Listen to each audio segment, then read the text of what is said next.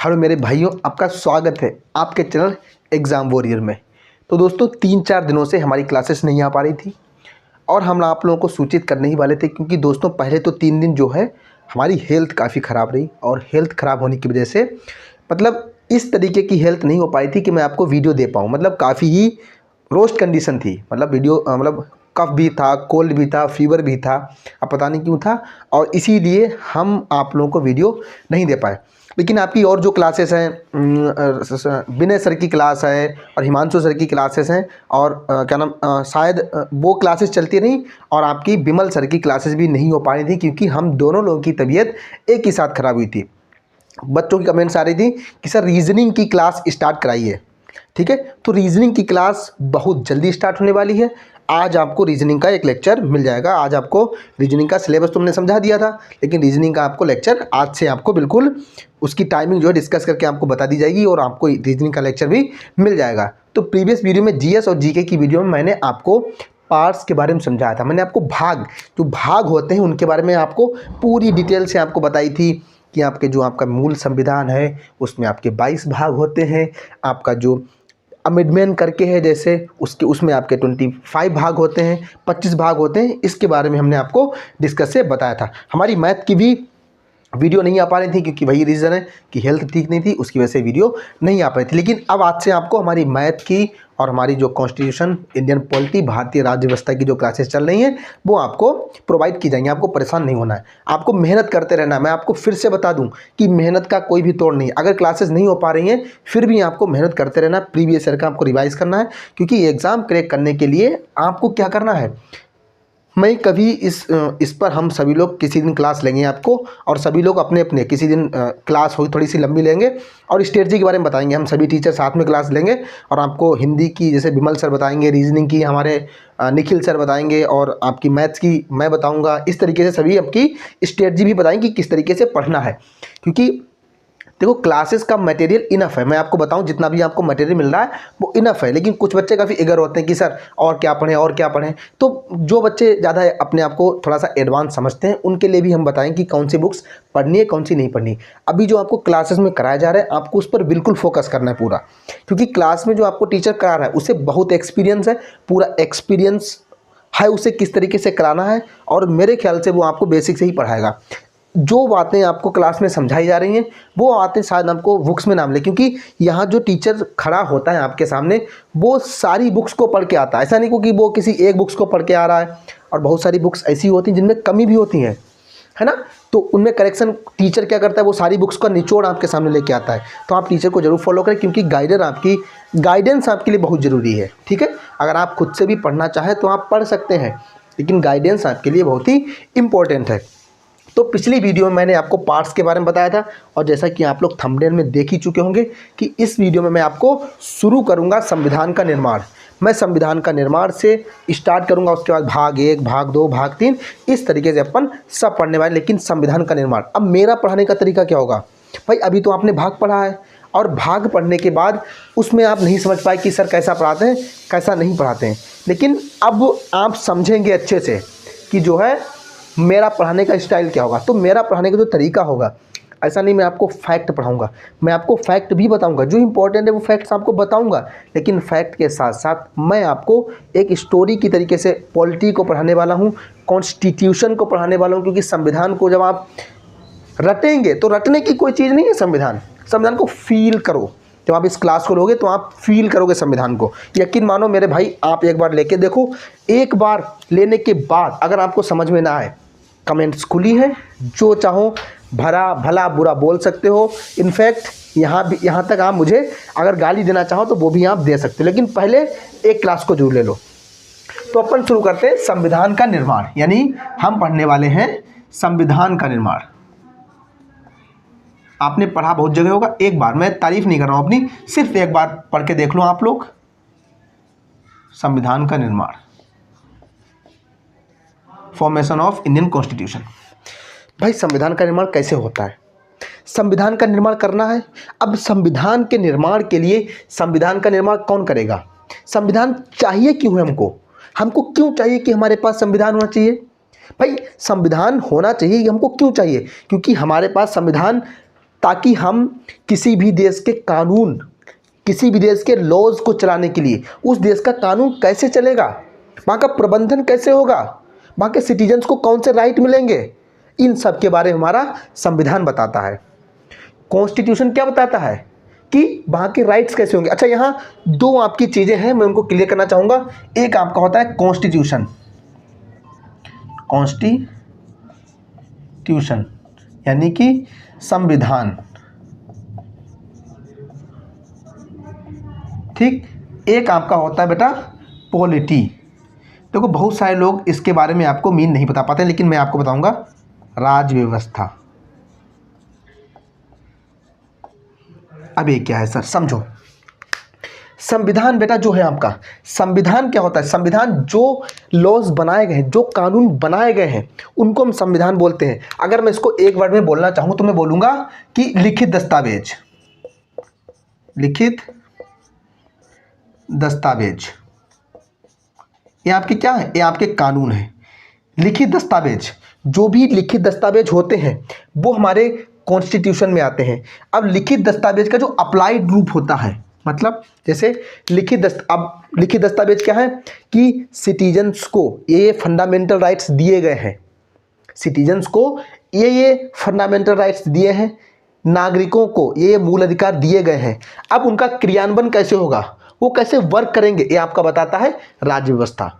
समझ रहे हो, मतलब लिखित जो आपका रूप होता है वो आपका होता है कॉन्स्टिट्यूशन में, लेकिन लिखित रूप का जो अप्लाइड फॉर्म होता है, समझ रहे हो, यानी उसको हम कैसे वर्क में लाएंगे। मान लो लिख तो दिया है, ठीक है, फंडामेंटल राइट्स, आपके सभी सिटीजन्स को फंडामेंटल राइट्स दिए जाएंगे। और आपको पता है कि मूल अधिकार हमारे भाग 3 में 12 to 35 होते हैं। अब मूल अधिकार आपके कॉन्स्टिट्यूशन में दिए गए हैं, संविधान में वो लिख दिए हैं। जब संविधान निर्माताओं ने संविधान बनाया था तो उन्होंने मूल अधिकार लिख दिए थे, लेकिन मूल अधिकार का क्रियान्वयन कैसे होगा, मूल अधिकार कैसे वर्क करेंगे, उनको कैसे लागू करना है, और अगर लागू करना है तो किस तरीके से लागू करना, ये हमारा बताता है पॉलिटी। तो मुझे उम्मीद है कि आप लोग संविधान और पॉलिटी के बारे में समझ चुके होंगे, ठीक है। अब बात आती है, क्या बात आती है कि भाई हमको संविधान क्यों चाहिए, हमने क्या कहा, हमको संविधान क्यों चाहिए। तो जैसा कि मैंने आपको भी बताया है कि हमको संविधान इसीलिए चाहिए क्योंकि उसमें लिखित दस्तावेज होते हैं। तुम्हारे देश का कानून कैसे चलेगा ये हमारा संविधान बताता है। तो देश का कानून कैसे चलेगा ये हमारा बताता है संविधान। यानी संविधान क्या बताता है, उसमें लॉज के बारे में बताता है। यानी हम अगर बोलें कि किसी देश का कानून कैसे चलेगा, किसी, या मैं बोलूं किसी देश का शासन चलाने की बुक बोल सकते हैं हम, कि बुक बोल सकते हैं, संविधान को बोल सकते हैं किसी देश के शासन को चलाने वाली बुक। ये आप समझ गए, ठीक है। संविधान चाहिए। अब भारत में संविधान की जरूरत क्यों पड़ी भाई, अभी तो मैंने देख लिया संविधान क्या होता है, लेकिन भारत में संविधान की जरूरत क्यों पड़ी, क्यों भारत में संविधान लाया गया, और लाया गया तो कैसे लाया गया, उसका क्या क्या वर्क हुआ, ये हम समझते हैं। तो जैसा कि आपको पता है कि ब्रिटिश ईस्ट इंडिया कंपनी आपकी 1600 ईस्वी में भारत आई थी। आने के बाद वहाँ उसकी स्थापना होती है। स्थापना होने के बाद वो एक व्यापार के उद्देश्य से आए थे, लेकिन व्यापार के उद्देश्य के साथ साथ वो भारत को अपना औपनिवेश बना लेते हैं। मतलब भारत उनका औपनिवेश बन जाता है, मतलब उनका कॉलोनियल बन जाता है। फिर क्या होता है, धीरे धीरे सब चलता रहता है और भारत में नेशनलिज्म का उदय होता है, मतलब राष्ट्रवाद का उदय होता है। अब जैसे ही भारत में राष्ट्रवाद का उदय होता है, भारत के लोग एजुकेटेड होते हैं, भारत के लोग शिक्षित होते हैं, और शिक्षा ग्रहण करने के बाद उनके मन में आता है कि हमारे पास भी खुद का संविधान होना चाहिए।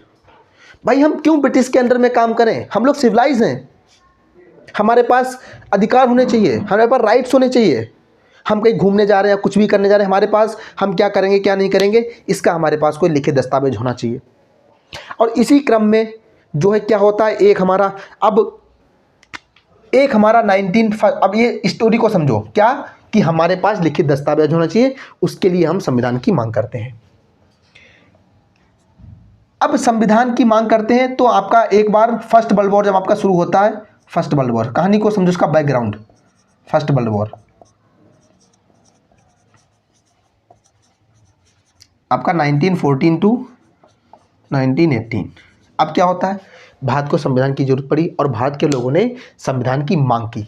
और जैसे ही संविधान की मांग की तो फर्स्ट वर्ल्ड वॉर स्टार्ट होता है आपका 1914 टू 1918 में। और जब आपका फर्स्ट वर्ल्ड वॉर स्टार्ट होता है तो ब्रिटिश बोलते हैं कि आप हमारा साथ दो, भारत के लोगों से बोलते हैं कि आप हमारा साथ दो, हम आपको आज़ादी दे देंगे, हम आपको फ्रीडम दे देंगे, बस आप हमारा साथ दो।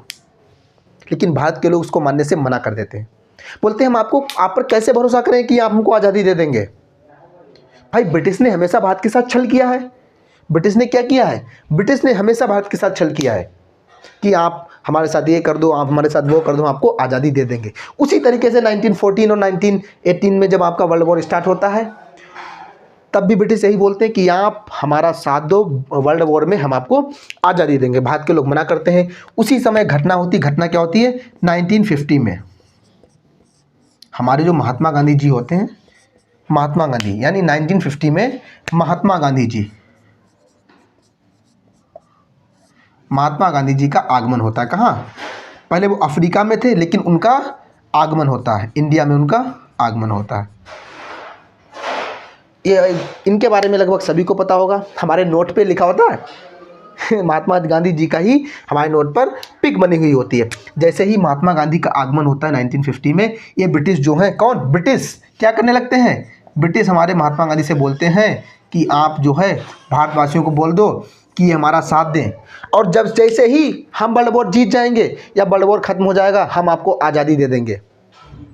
महात्मा गांधी थोड़े बुद्धिमान पर्सन होते हैं, उन्हें लगता है कि ये हमको आज़ादी दे देंगे, इसीलिए वो जो है भारत के वासियों से आह्वान करते हैं। क्या बोलते हैं? बोलते हैं कि आप जो है इन लोगों का साथ दे दो, ये हमको आज़ादी दे देंगे। और भारत के लोगों से बोलते हैं कि आप ब्रिटिश की आर्मी में भर्ती हो जाओ। क्या बोलते हैं ये बोलते हैं कि आप ब्रिटिश की आर्मी में भर्ती हो जाओ। नोट्स बनाते रहना ठीक से, ब्रिटिश की आर्मी में भर्ती हो जाओ।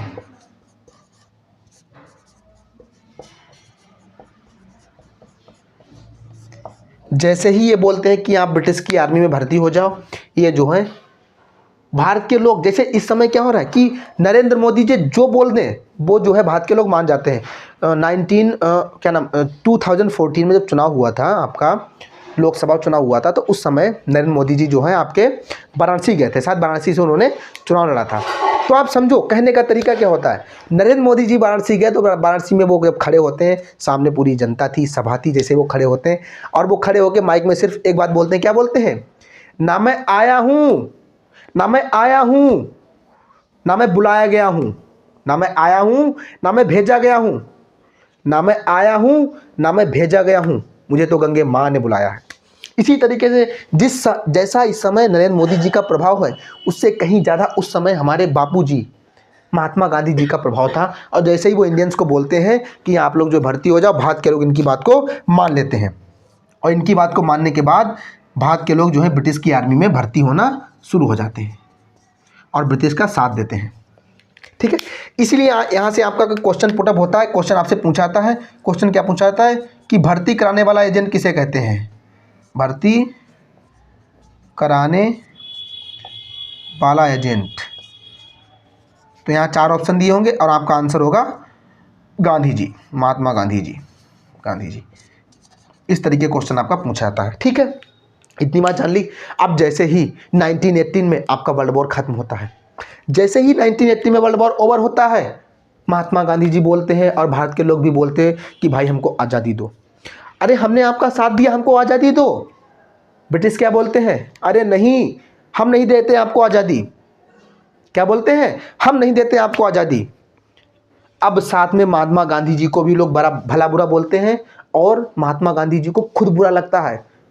क्या बुरा लगता है कि अरे इन्होंने पहले प्रॉमिस किया था कि हम आपको आज़ादी देंगे, अब ये क्या बोल रहे हैं कि हम आपको आज़ादी नहीं देंगे। और जैसे ही ये बात बोलते हैं ब्रिटिशर्स, तो महात्मा गांधी जी इनसे खफा हो जाते हैं, इनसे नाराज़ हो जाते हैं। क्या हो जाते हैं? इनसे नाराज़ हो जाते हैं। और नाराज़ होने के बाद एक से एक तगड़े विद्रोह करना शुरू कर देते हैं। महात्मा गांधी जी विद्रोह करना शुरू कर देते हैं। ठीक, और जैसे ही वो विद्रोह करना शुरू करते हैं तो सबसे पहला विद्रोह करते हैं वो 1920 में, यानी 1920 में पहला विद्रोह करते हैं। क्या करते हैं वो? असहयोग आंदोलन के नाम से। क्या? असहयोग आंदोलन। जब मैं हिस्ट्री पढ़ाऊंगा ना तो इसको अच्छे से आपको समझाऊंगा, परेशान मत हो, लेकिन अभी इसका थोड़ा सा बता रहा हूँ। असहयोग आंदोलन ये क्या है? वो बोलते हैं असहयोग। इसको अगर मैं पढ़ूँ तो क्या मैं क्या पढ़ूंगा? इसको मैं पढ़ूंगा आ प्लस सहयोग। सहयोग नहीं करना है, बायकॉट करना है। अब वो क्या करते हैं? वो ब्रिटिश को बायकॉट कर देते हैं। वो कहते हैं ब्रिटिश का हमको सहयोग नहीं करना है, ब्रिटिश के सामान को हमको यूज़ नहीं करना है। अब वो भारत के लोगों से हाथ जोड़कर भारत के लोगों से प्रार्थना करते हैं, आह्वान करते हैं, क्या बोलते हैं कि आप जो है ब्रिटिश के सामान का बायकॉट कर दो, असहयोग करो उनके सामान को मत यूज़ करो। और बड़े पैमाने पर भारत के लोग गांधी जी की बात मानते हैं और असहयोग आंदोलन में उनका साथ देते हैं। इसके ठीक बाद जब ब्रिटिश तब भी नहीं सुधरते हैं, उसके ठीक बाद 1930 में एक और आंदोलन लेते हैं, सविनय अवज्ञा आंदोलन। क्या? सविनय अवज्ञा आंदोलन। सविनय अवज्ञा क्या है? देखो, सविनय अवज्ञा की आपकी हम कोई भी बात नहीं मानेंगे अब। और यहाँ से वो शुरू करते हैं दांडी मार्च से, और आपकी जो है नमक कानून तोड़ते हैं। वो नमक बनाते हैं और नमक कानून तोड़ते हैं कि हम आपकी ये बात नहीं मानेंगे अब। इसके बाद ही ब्रिटिश नहीं सुधरते हैं। और उसके बाद आपका 1942 में वो डायरेक्ट बोलते हैं, क्या बोलते हैं? भारत छोड़ो आंदोलन। क्या बोलते हैं? भारत छोड़ो आंदोलन। और यहाँ से वो बोलते हैं ब्रिटिश से कि आप जो हमारे भारत को छोड़ दो। आप क्या करो? आप हमारे भारत को छोड़ दो। मतलब क्या हो रहा है? आप देख रहे हैं किस तरीके से देख रहे हैं। 1914 से 18 में वर्ल्ड वॉर होता है, भारत के लोग इनका साथ देते हैं, लेकिन फिर भी ब्रिटिश जो है हमको आज़ादी नहीं देते हैं। और जब हमको आज़ादी नहीं देते हैं तो उसके बाद महात्मा गांधी से नाराज़ होकर और लगातार आंदोलन देख रहे हो आप, असहयोग आंदोलन, सविनय अवज्ञा आंदोलन और आपका भारत छोड़ो आंदोलन, इस तरीके के आंदोलन चलाते हैं। ये तो सब हो गया। आंदोलन चलाने के बाद क्या होता है आपका, लिखते रहना।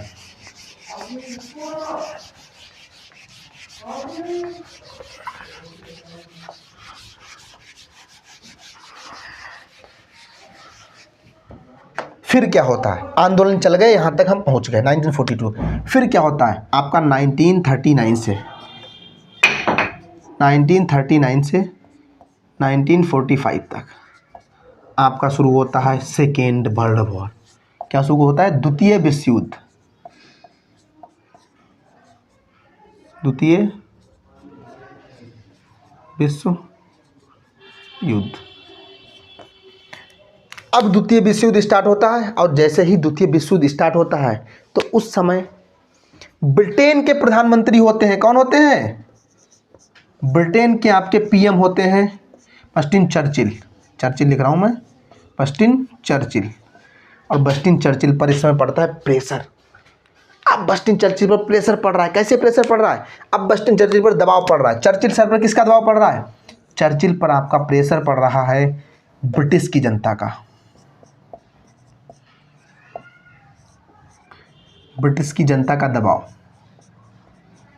साथ में ब्रिटिश की जनता का दबाव के साथ साथ औपनिवेशिक देशों का दबाव। औपनिवेशिक मतलब जिन पर इनका शासन था। औपनिवेशिक, मैं लिख रहा हूँ औपनिवेशिक, है ना, निवेशिक। और इसके साथ धन की कमी। इसको भी एक्सप्लेन करूँगा, अभी रुको।